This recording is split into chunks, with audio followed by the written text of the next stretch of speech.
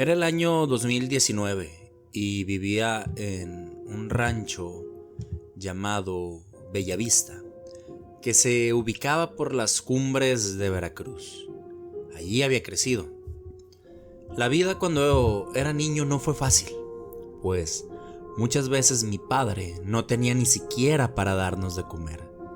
Tenía 8 hermanos y en ese entonces era normal tener esa cantidad de hijos, aunque ahora ya está mal visto, incluso en mi rancho.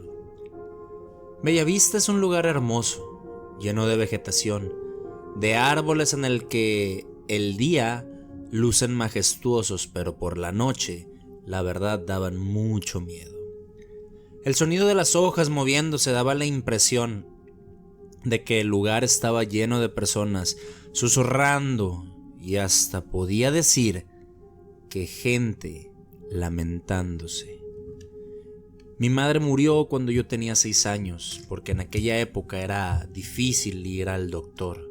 Quedaba muy lejos y tampoco era posible comprar todas las medicinas para estar bien. Mi padre ahora nos comenta que mi mamá dijo que sabía que moriría por ser pobre. Y esa época fue muy complicada y triste para mis hermanos y para mí. Tenía 6 hermanos hombres y 2 hermanas mujeres. Mi padre trabajaba y mi abuela Eustolia era quien nos cuidaba. Ella era una mujer muy enojona y nos tenía mucha compasión.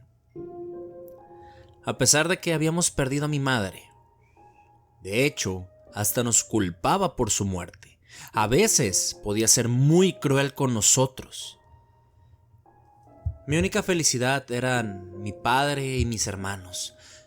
Con el que mejor me llevaba era Beto, quien me llevaba por 2 años nada más. La mayor parte del tiempo solíamos ir a jugar solos, él y yo.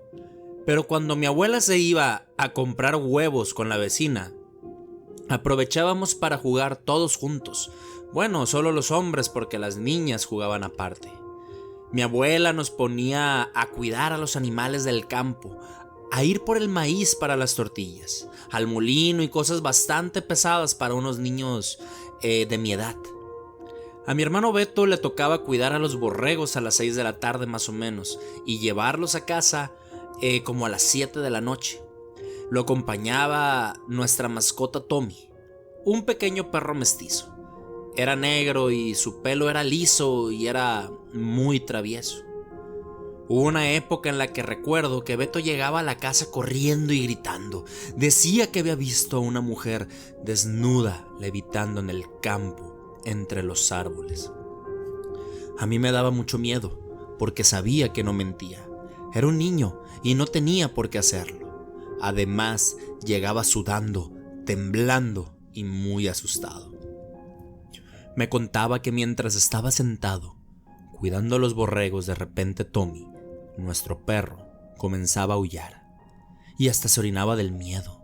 Entonces, cuando Beto volteaba hacia donde estaba viendo el perro, se daba cuenta de que había una mujer completamente desnuda, levitando en medio de los árboles. Decía que la mujer tenía sus ojos puestos sobre él y que tenía la sensación de que si no corría, esa mujer lo iba a atrapar. Mi abuela lo regañaba y le pegaba con un cable cuando hacía eso, pues decía que no podía dejar a los animales sin vigilancia, porque podrían robárselos. Así que me mandaba a mí o a alguno de mis hermanos a ir por los borregos, pero nadie quería ir hacia allá, porque teníamos mucho miedo, no queríamos ver a esa mujer. Así que decidimos ir los 5 hermanos hombres por los borregos, para que la abuela no descargara su enojo en nosotros pegándonos también. Y cuando llegábamos al lugar no había nada. De hecho, el ambiente se sentía bastante normal. Pero ya a las 7 oscurecía y a nadie le gustaba estar lejos de casa cuando eso sucedía. Fueron muchas ocasiones en las que eso pasó y nadie entendía el por qué. Y nadie más que Beto había visto a aquella mujer. Pasaron los años y varias veces se repitió aquel suceso. Pero la vida era mejor. Mi padre había conseguido un mejor trabajo y ya nos alcanzaba para nuestras 3 comidas al día, aunque eso significara ver a mi papá cada semana y tener que aguantar los malos tratos de mi abuela Eustolia. Así fueron los primeros 3 años. Todo estaba tranquilo, hasta que cumplí 15 años, cuando todo empeoró. Mi padre se enfermó de gravedad y tuvimos que llevarlo al hospital. Pedimos prestado a un vecino para poder pagar la consulta, pero ahí nos dijeron que debían operarlo si queríamos que se salvara. No sabíamos qué hacer. La operación era sumamente cara y era imposible que consiguiéramos el dinero. Éramos muy pobres. Pasaban los días y no sabíamos qué hacer. Teníamos a mi padre en casa, lo cuidábamos y hacíamos todo lo que podíamos para que no sufriera. Pero era una tortura verlo así. Mi abuela trató de juntar el dinero con los vecinos, pero lo que recaudó no alcanzaba para la operación. Además, mi padre era el hombre de la casa, quien trabajaba y solventaba los gastos, así que todo estaba muy mal. Pero un día Beto me dijo que debía ir al campo a resolver unas cosas, y la verdad yo no le tomé importancia. Y al cabo de unas horas, cuando ya había caído la noche, volvió. Nos dijo que preparáramos a mi padre, que lo llevaríamos al hospital para que al día siguiente lo operaran. Todos estábamos sorprendidos y le preguntamos que si había conseguido el dinero y dijo que sí, pero cuando le preguntamos que de dónde lo había sacado, nos dijo que eso era lo de menos.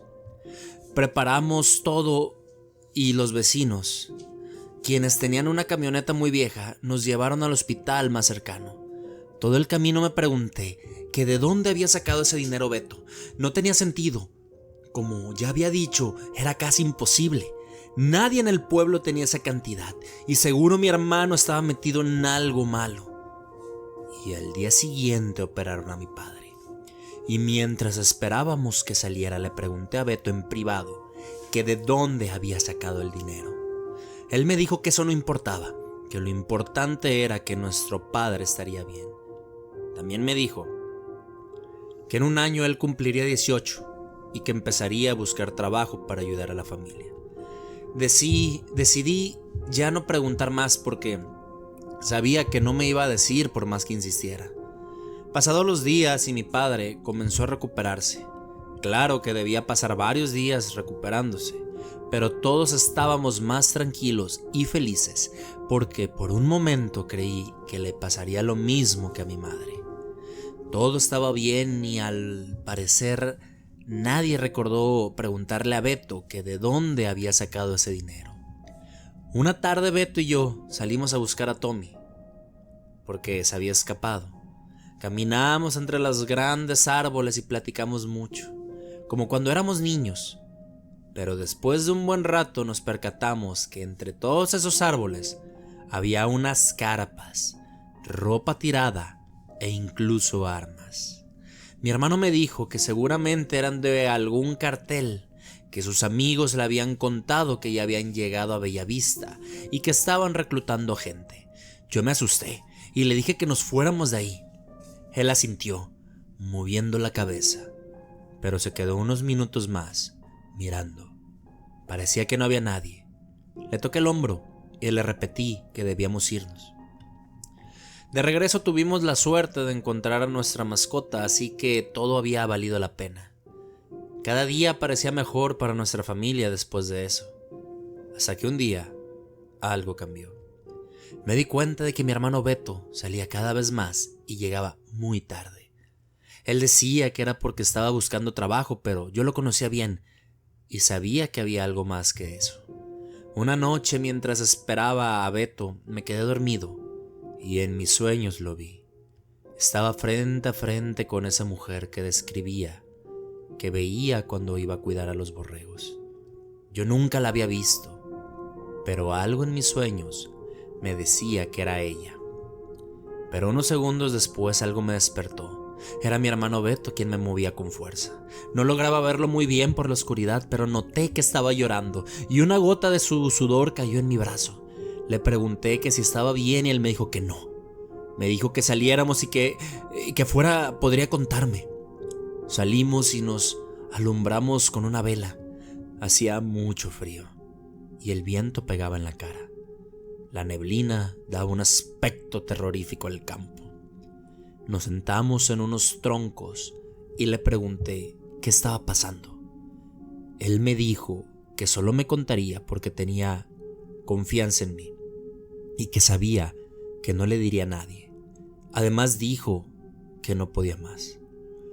Lo escuché con atención y comenzó a contarme que cuando mi padre había enfermado tenía mucho miedo de que le pasara lo mismo que a mi madre, y que él sabía que no podía soportar estar así, que quería ayudar, encontrar la solución para conseguir el dinero. Me dijo que un amigo suyo que vivía en el pueblo le dijo que podía pedirle al diablo que lo ayudara, y que si le ofrecía algo lo suficientemente jugoso a cambio, el diablo podía ayudarlo.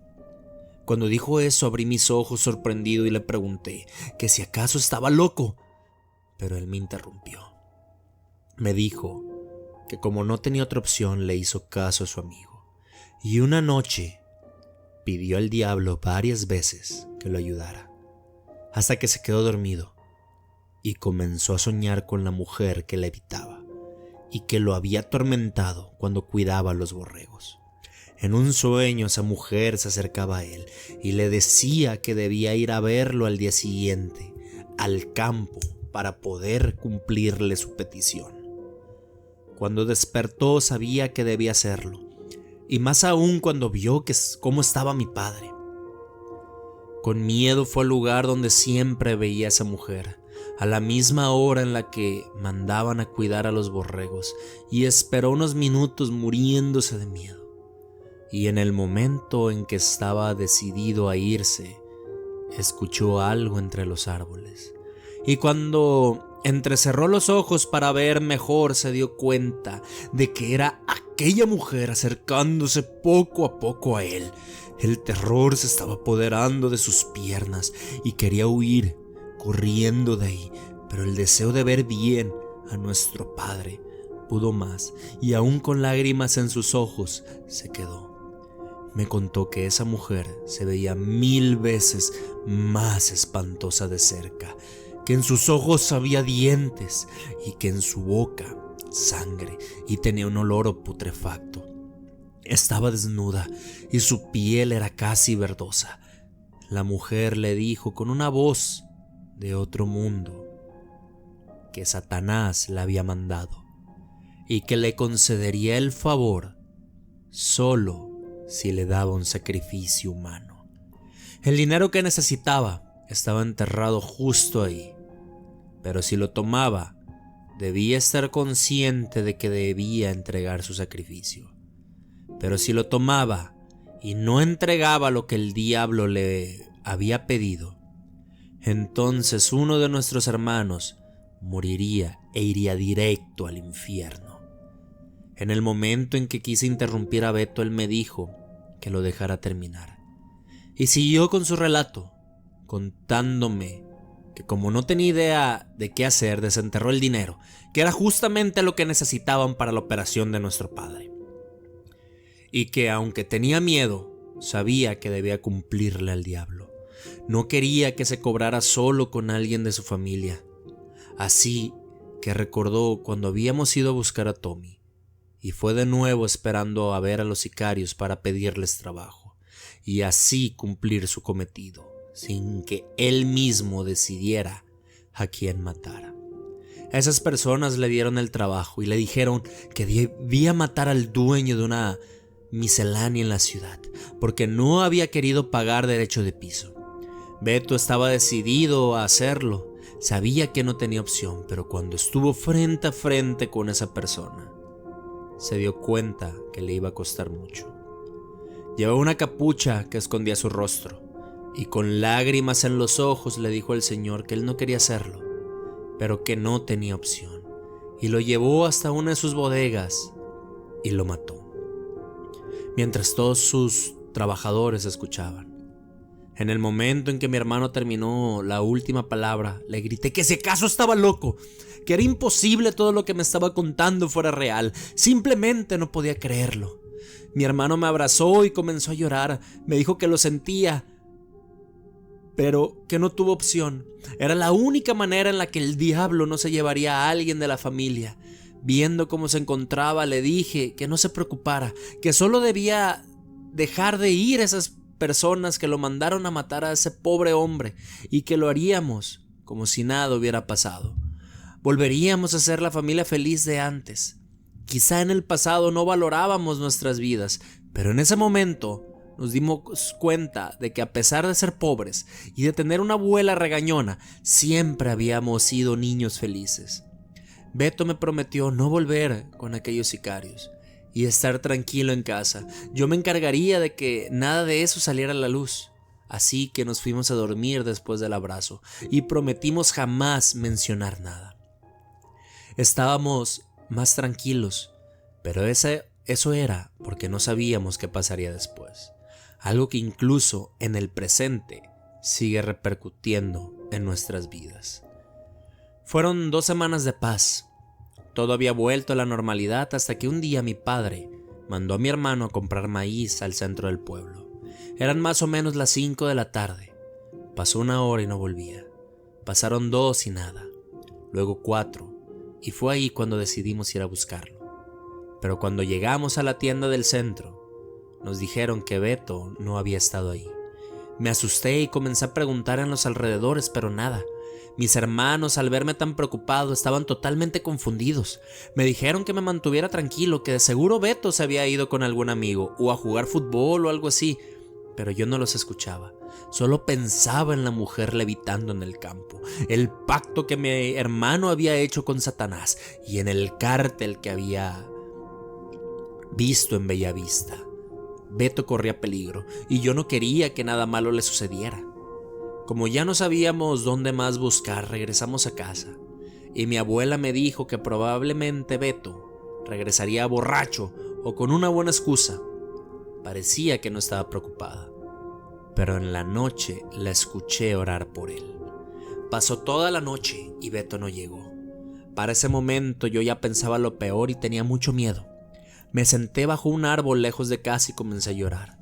No era muy religioso, pero no encontraba otra opción, así que comencé a pedir por mi hermano. Pero mientras recitaba esas palabras, comencé a sentir un calor intenso en mi interior. Y no era algo bueno. Paré la oración y después de pensar un buen rato caminé hacia mi casa esperando que cuando llegara mi hermano ya estuviera ahí. Y lo que esperaba se hizo realidad, pues Beto estaba en la sala, siendo interrogado por la abuela, mi padre y mis hermanos, y solo escuché que dijo que estaba bien, que había encontrado a un viejo amigo y lo había invitado a su casa en la ciudad. Y como le llegó la noche, se tuvo que quedar. Lo reprendieron diciéndole que jamás volviera a hacer algo así, pues nos tenía todos muy preocupados. Y cuando Beto entró al cuarto le pregunté que sí, qué había pasado. Le dije que no me creía la historia, que se había ido con su amigo. Me miró con tristeza y me dijo que saliéramos a hablar. Y al llegar a un lugar más tranquilo, me contó que antes de llegar a la tienda del centro, varios hombres encapuchados lo interceptaron, le cubrieron la cara y lo subieron en una camioneta. Ya estando en el destino comenzaron a golpearlo, pero solo en lugares en donde no se notara, como en el estómago, las piernas y el pecho. Después le cortaron un dedo del pie y luego lo pusieron en alcohol. Dice que jamás había sentido tanto dolor en su vida. Se quitó el zapato y me mostró el pie, y luego se alzó la playera donde estaba lleno de moretones.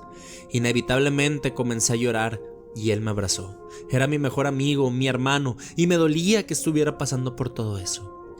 Él trató de calmarme. Me dijo que no pasaba nada, que ya estaba resuelto. Me contó que uno de los más pesados del cártel había hablado con él y que le había dicho que no podía simplemente desaparecerse y hacer como si nada. Si ya había entrado en ese mundo, jamás podía salir, solo muerto. Pude ver su expresión de miedo, de resignación y de tristeza. Esa tarde nos tiramos en el pasto sabiendo que nada volvería a ser igual. Pasaron los años y mi abuela murió. Ella jamás supo que su nieto era parte de los sicarios del pueblo, y eso era un alivio. Luego yo me vine a vivir a la ciudad. y me traje a mi padre.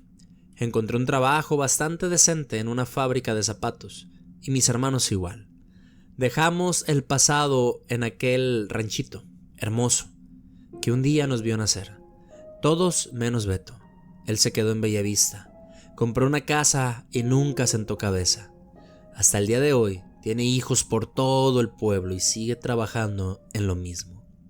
Siempre que puedo lo visito o me visita. Me cuenta cómo le va en el negocio y la verdad es que desde hace muchos años sus ojos ya no tienen brillo. Sus labios están secos. Simplemente ya no es el mismo. Pero yo siempre lo voy a querer. Él siempre será mi hermano y entiendo su cambio. Beto no tuvo opción y todo lo que hizo por su familia, porque puso a mi padre antes que a él mismo, y eso siempre se lo voy a agradecer. Muchas veces me contó que había vuelto a ver a la mujer levitando cerca de su casa y que temía que algún día fuera por él. Sabía que estando en ese mundo todo era posible. Había ayudado a muchos en el pueblo, daba despensas, incluso dinero a los más necesitados. Las personas de ahí lo querían mucho y hasta llegaron a nominarlo para ser el presidente, pero nunca pasó. Su apodo era Metra. Y sigue ahí. No tiene opción. ¿Quién diría que ya no le debe nada al diablo, pero sí a un cartel? Y bueno, esa es la historia de mi familia, más específicamente de mi hermano. La pobreza nos quitó a mi madre, pero gracias a él tenemos todavía a mi padre. Autor Liz Rayón, de la página de internet historiasdeterror.com, una página que en verdad recomiendo muchísimo visitar si les gustan este tipo de historias. Son de esas pocas páginas que quedan en internet que verdaderamente se dedican a recopilar cuentos, creepypastas y todo lo que nos gusta hablar en este canal. Si se han quedado hasta el final de la historia, les doy las gracias y de mi parte les mando un abrazo. Soy su amigo César Feria y gracias por acompañarnos. No olviden suscribirse, dejarnos su like, su comentario y activar la campana para los siguientes videos. Sin más que agregar, hasta luego.